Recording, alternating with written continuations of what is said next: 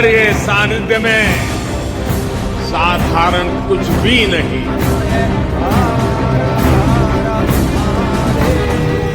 सब कुछ अलौकिक है।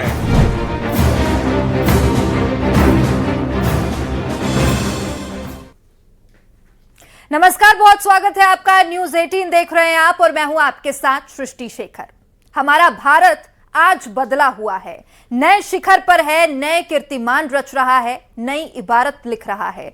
लेकिन ये सब कुछ बस ऐसे ही नहीं हुआ, बल्कि ये सबके पीछे हाथ एक सोच है, एक संकल्प है, एक निश्चय ऐसे व्यक्ति का जिनका जीवन भारत को समर्पित है, जिनकी हर सांस के साथ चलती है भारत को आगे बढ़ाने की सोच। और यही सोच एक मिशन में बदल चुकी है, मिशन सनातन को आगे बढ़ाने का, मिशन सनातन की रक्षा का, मिशन देश की विरासत को संजोने का, क्योंकि यह है मोदी का मिशन सनातन।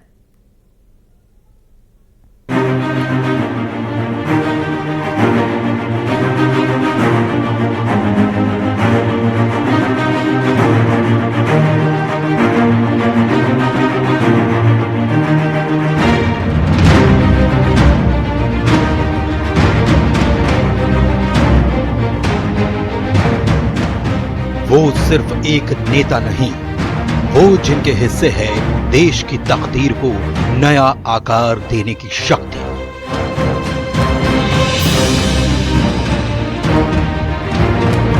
वो जिन्हें इंतजार नहीं बदलाव का, वो जो खुद बनते हैं बदलाव का सबक।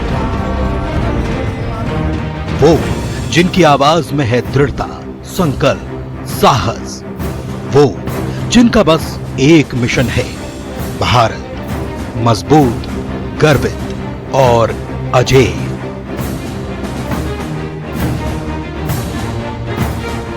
छब्बीस मई 2014 ये सिर्फ एक तारीख नहीं, बल्कि इतिहास के पन्नों में दर्ज भारत की स्वर्णिम गाथा रचने का अनूठा संस्करण है।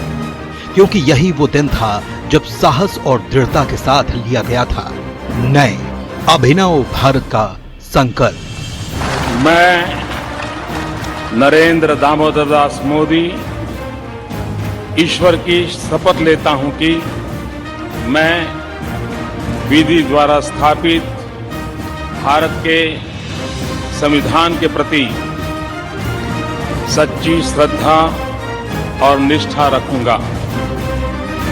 ये तब का भारत था और ये आज का स्वर्णिम और गौरवान्वित भारत है। 2014 से 2026 के बीच की इस यात्रा में देश ने कई सोपान छुए, आर्थिक विकास का डंका बजाया, दुनिया में दबदबा भी बनाया। Prime minister Modi is the boss. मैं जब 2014 में आया था तो आपसे एक वादा किया था कि आपको फिर भारत के किसी प्रधानमंत्री का 28 साल तक इंतजार नहीं करना पड़ेगा। इंफ्रास्ट्रक्चर की मजबूती हुई तो सनातन की धर्म ध्वजा भी आकाश में लहराई। 12 वर्षों का यह कार्यकाल देश के विकास, बुनियादी ढांचे, डिजिटल क्रांति, विदेश नीति, राष्ट्रीय सुरक्षा और सांस्कृतिक पुनर्जागरण का साक्षी है। इस समय काल में मिशन सनातन की धर्म ध्वजा और ऊंचाई पर पहुंची।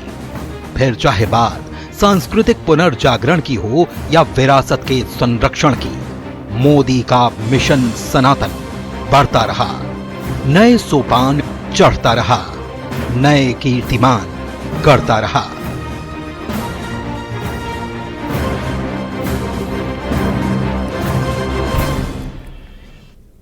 मिशन सनातन का सपना साकार करना कोई हंसी खेल नहीं था। कई बाधाएं सामने आई, कई विरोधी भी तैयार थे। लेकिन कहते हैं ना कि जब लक्ष्य पर नजर हो तो साथ ही बाधाएं और सारे विरोधी चित हो जाते हैं और साकार होने लगता है वो स्वप्न जो भारत को बनाता है स्वर्णिम भारत।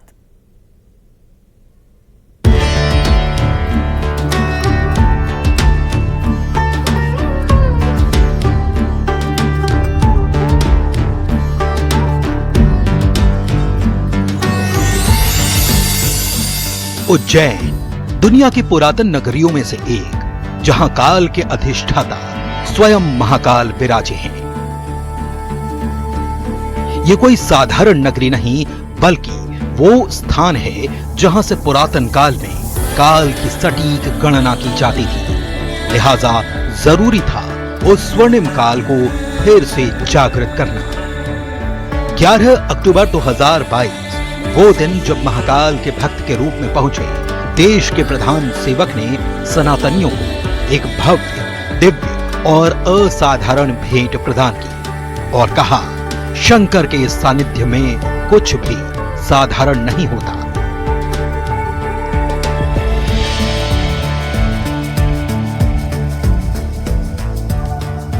उज्जैन की ये ऊर्जा,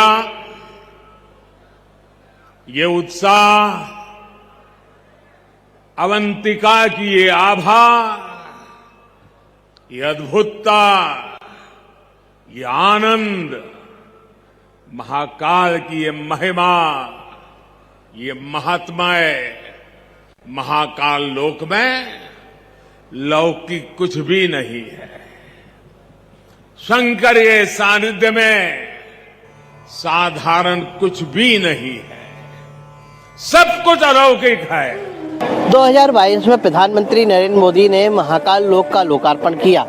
इसके बाद महाकाल लोक बनने के बाद से लगातार श्रद्धालु की संख्या बढ़ने लगी है। यहाँ पर जब श्रद्धालु आते हैं तो उन्हें एक धरोहर और एक इतिहास जानने को मिलता है कि सनातन के बारे में यहाँ पर भगवान की जुड़ी जो महिमाएं हैं उनको जानने और पहचानने का मौका मिलता है।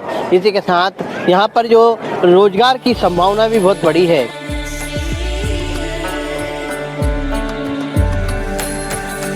आज उज्जैन महाकाल लोक की दिव्यता से दमक रहा है और इस प्रयास का ही परिणाम है कि पुरातन तीर्थ नगरी न केवल अपने वैभव को फिर से प्राप्त कर चुकी है, बल्कि दर्शनार्थियों की बढ़ती संख्या के चलते यहाँ रोजगार के भी नए आयाम खुले हैं।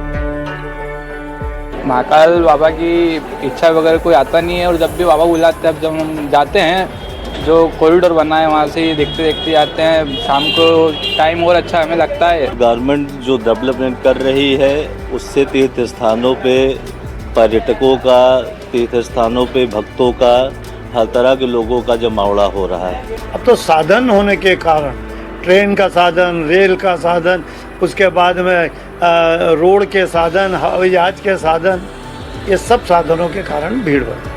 महाकाल मंदिर में भी काफ़ी भीड़ बढ़ी है। जैसे जैसे देश की संख्या बढ़ेगी वैसे वैसे मंदिरों का भी आकर्षण बढ़ेगा, लोगों का तांता लगेगा। लोग वहाँ दो तरह से जाएंगे, एक श्रद्धा भाव से जाएंगे, जो जैसे महाकाल मंदिर में जो जाते हैं, कुछ लोग श्रद्धा से जाते हैं और कुछ पर्यटन के हिसाब से जाते हैं।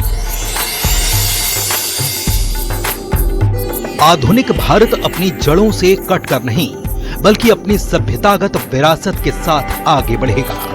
प्रधानमंत्री मोदी का ये वो संकल्प था जो उनकी नीति को साफ बयां कर चुका था।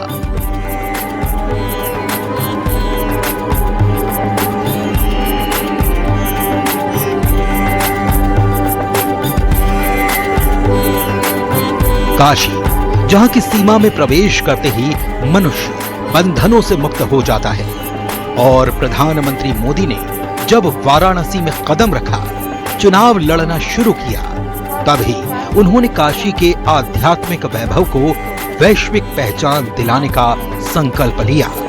इस संकल्प में सिर्फ सौंदर्यीकरण नहीं था, बल्कि था पूरी काशी को आध्यात्मिक और सांस्कृतिक राजधानी के रूप में विकसित करना।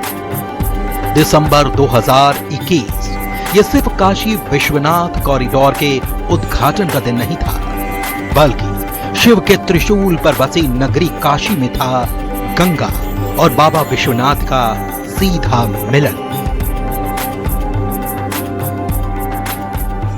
जो मां गंगा उत्तर वाहिनी होकर बाबा के पांव पखारने काशी आती है, वो मां गंगा भी आज बहुत प्रसन्न होगी। अब जब हम भगवान विश्वनाथ के चरणों में प्रणाम करेंगे, ध्यान लगाएंगे तो मां गंगा को स्पर्श करती हुई हवा हमें स्नेह देगी, हमें आशीर्वाद देगी।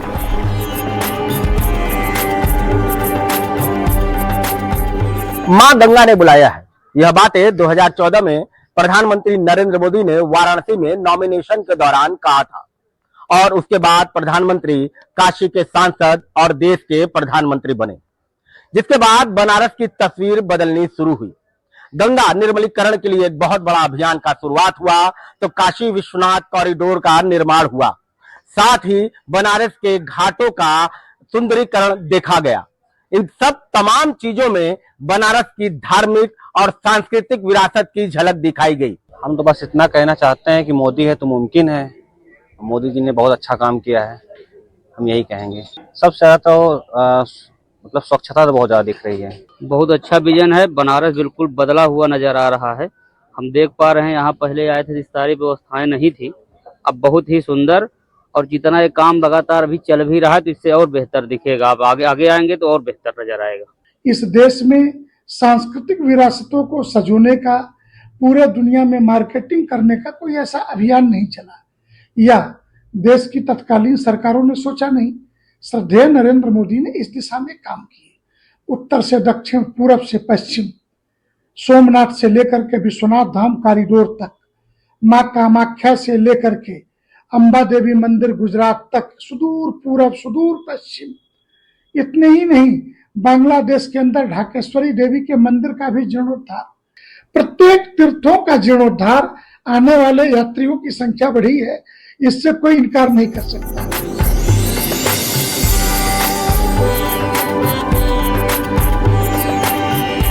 अयोध्या, वो नगरी जिसे करोड़ों हिंदुओं की आस्था का केंद्र माना जाता है, जहां हर कण में राम बसे। लेकिन यही अयोध्या दशकों तक विवाद, राजनीति और अदालतों की लड़ाई का केंद्र भी रही। फिर आया वो दौर जब सदियों पुराना सपना हकीकत में बदलने लगा।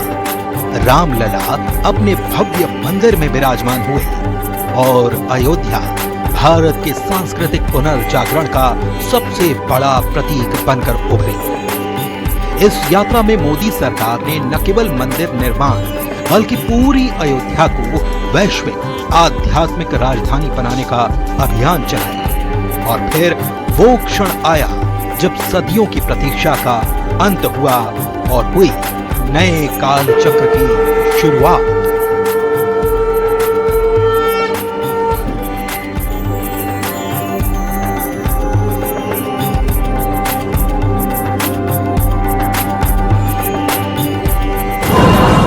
राम मंदिर की आधारशिला रखने के साथ देश के प्रधानमंत्री नरेंद्र मोदी ने अयोध्या के विकास की नई गाथा शुरू की। अयोध्या विश्व के मानचित्र पर स्थापित है और राम मंदिर के साथ अयोध्या ने प्रगति की वो ऊंचाइयां हासिल की हैं जो पूर्ववर्ती सरकारों में उपेक्षित थी। अयोध्या के साधु संतों ने प्रधानमंत्री नरेंद्र मोदी का अयोध्या के विकास और अयोध्या की बड़ी इकोनॉमी के लिए धन्यवाद ज्ञापित किया। इसके साथ ही देश और विदेश से अयोध्या पहुंचने वाले श्रद्धालुओं की वजह से अयोध्या ने उत्तर प्रदेश की जीडीपी में अपनी उपस्थिति दर्ज कराई और उत्तर प्रदेश की भी जीडीपी अयोध्या की वजह से बढ़ी है। प्रभु श्री राम की अयोध्या अब केवल धार्मिक स्थल नहीं बल्कि विश्व स्तरीय आध्यात्मिक पर्यटन केंद्र है। जहां कभी विवाद की धूल थी, आज वहां भव्य श्री राम मंदिर का प्रकाश है। आज अयोध्या की जो रूपरेखा पूरी दुनिया देख रही है, इसका सारा श्रेय प्रधानमंत्री मोदी जी को ही जाता है। कभी अयोध्या को कोई पूछने वाला था? लोग ताजमहल जाते थे, आज दुनिया के लोग अयोध्या आते हैं। ये पहला वाकया है देश की आज़ादी के बाद से कि आधा दर्जन देशों के राष्ट्राध्यक्ष अयोध्या आ चुके हैं। अयोध्या के विकास में आज विश्व की दृष्टि, और आप देख पा रहे होंगे इस चिलचिलाती धूप पर भी कितने पर्यटक अयोध्या, जबकि एक समय ऐसा था कि अयोध्या लोग आने के लिए सोचते थे, आज अयोध्या आने के लिए लोग लालायित रहते हैं। जितना विकास अयोध्या में किया है, वो प्रदेश सरकार हो चाहे केंद्र सरकार हो, माननीय मोदी जी हो या योगी जी हो, मिलकर के उन्होंने दोनों जुगलबंदी में जिस तरह का कार्य किया है, सराहनीय कार्य है। भोजशाला, अमिट इतिहास, स्वर्णिम धरोहर, ज्ञान और शिक्षा का केंद्र।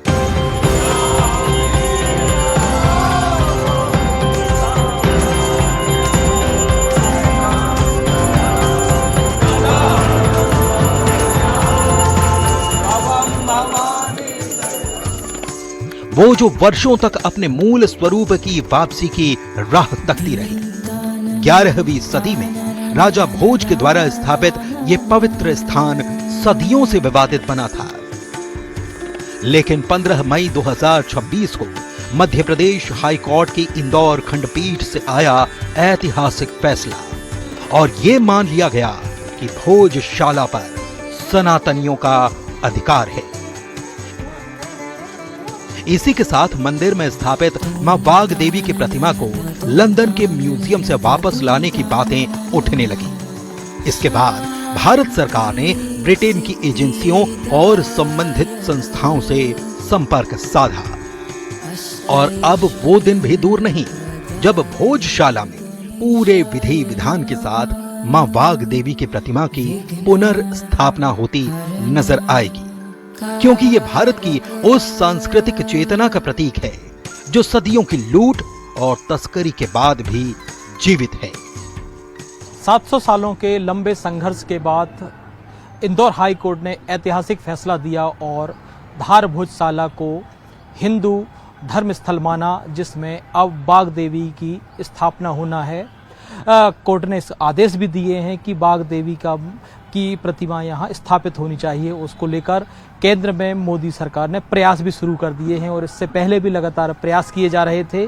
प्रधानमंत्री नरेंद्र मोदी ने विशेष तौर पर बाघ देवी की प्रतिमा को लाने के लिए प्रयास शुरू कर दिए हैं और जल्द से जल्द बाघ देवी की प्रतिमा को लाकर जो है धार के भोजशाला मंदिर में स्थापित किया जाएगा।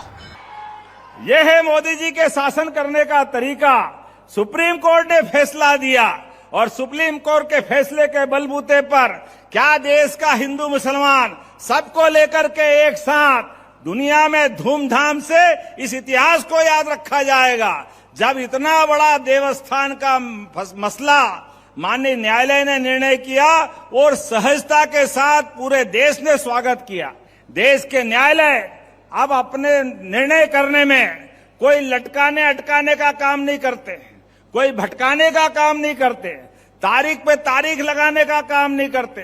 दूध का दूध, पानी का पानी करने के लिए वर्तमान का शासनकाल या न्यायालय के माध्यम से जाना जाता है। कौन भूल सकता है साल 2013 की वो आपदा जिसने पूरे देश को ना भूलने वाला जख्म दिया, साथ ही सनातन के प्रति केदारनाथ धाम की तस्वीर को भी बदल दिया। लेकिन ये तबाही का मंजर आज सर्व सुविधा युक्त तीर्थ स्थान में बदल चुका है और इसके पीछे था महादेव के अनन्य भक्त नरेंद्र मोदी का संकल्प, वो संकल्प जिसने तस्वीर को बदल डाला। शायद बाबा ने तय किया था ये काम इस बाबा के बेटे के हाथ से होना। इस संकल्प और संकल्प की पूर्णता का ही नतीजा है कि आज लाखों श्रद्धालु बाबा केदार के दर्शन निर्बाध रूप से करने के लिए हर साल पहुंचते हैं। And it is at a good height. Still we faced no problem. Everything was quite managed. Yes, police and I think CRPF is working. So they are doing good. Very good. मैं पहली बार यहाँ आया हूँ, बहुत अच्छा लगा यहाँ पे आके मुझे। मैंने ट्रैकिंग की 13 किलोमीटर। दर्शन बहुत अच्छे से कल भी हुए, आज भी भगवान जी की कृपा से बहुत अच्छे दर्शन हो गए मुझे। पानी वगैरह सब बहुत अच्छे से आ रहा है। खाने पीने की जैसे न्यूज में दिखा रहे हैं और जगह दिखा रहे हैं कि प्रॉब्लम है, ऐसी कोई प्रॉब्लम नहीं है। पानी खाना पीना सब कुछ मिल रहा है। सरकार की तरफ से यहाँ पे व्यवस्था ठीक है। हिमालय में थोड़ा कष्ट होता ही है क्योंकि ये हिमालय है, हिमालय मतलब हिम का धाम, यहाँ बर्फीला क्षेत्र है, तो यात्रा तभी सफल होती है जब यात्री जो है कष्ट करेगा तभी उसकी यात्रा सफल होगी। और ये हिमालय, इस हिमालय में व्यवस्था जुटाना बहुत बड़ा काम है, बहुत बड़ा सरकार का बहुत बड़ा कर्तव्य है जो इस हिमालय में इतने लोगों की आने जाने की व्यवस्था कर रही है, सारी खाने पीने की व्यवस्था कर रही है, रहने की व्यवस्था कर रही है। बहुत अच्छा लगा यहाँ का उस वातावरण, यहाँ की नेचुरल देखकर तो मन एकदम प्रसन्न हुआ। और यहाँ की जो व्यवस्था है, साफ सफाई है और चलने फिरने का जो प्रशासन की तरफ से व्यवस्था की है, बहुत सुंदर है, बहुत अच्छा। बहुत अच्छा है, भीड़ नहीं है, ज्यादा भीड़ नहीं है, लेकिन बहुत अच्छा किया है। तो अंदर भी भीड़ नहीं है, बहुत अच्छा मैनेज किया है, थैंक्स टू द गवर्नमेंट।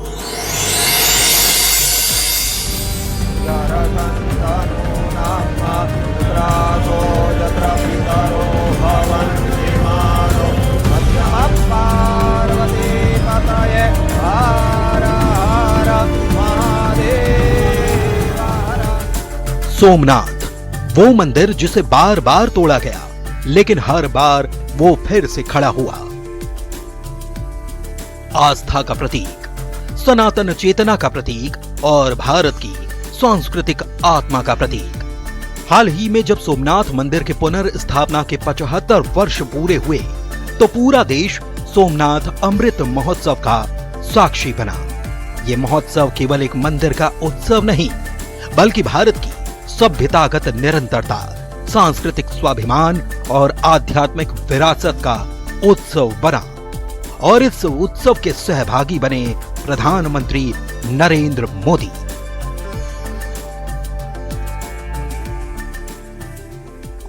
पचहत्तर वर्षों की झांकी नहीं देख रहा, मैं यहां देख रहा हूं विनाश में सृजन के संकल्प को। आज अरब सागर के किनारे खड़ा दिव्यता से सराबोर सोमनाथ मंदिर भारत की आत्मा और सांस्कृतिक पुनर्जागरण का प्रतीक है। लेकिन मोदी के मिशन सनातन की सिर्फ यही तस्वीर नहीं है। बीते 12 वर्षों में केंद्र सरकार ने धार्मिक स्थलों को आधुनिक सुविधाओं, पर्यटन, सांस्कृतिक विरासत और स्थानीय अर्थव्यवस्था से जोड़ने की दिशा में कई बड़े कदम उठाए।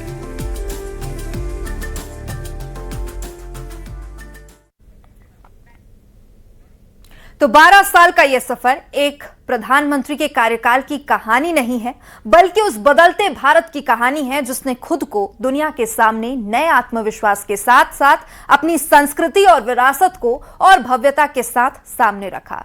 वो भारत जो सदियों से अपने सनातन के लिए पहचाना जाता रहा। और फिलहाल इसी के साथ इस बुलेटिन में इतना ही। देखते रहिए न्यूज़ 18। नमस्कार।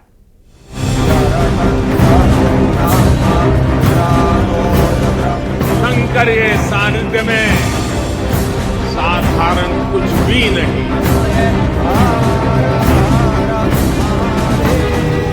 सब कुछ अलौकिक है।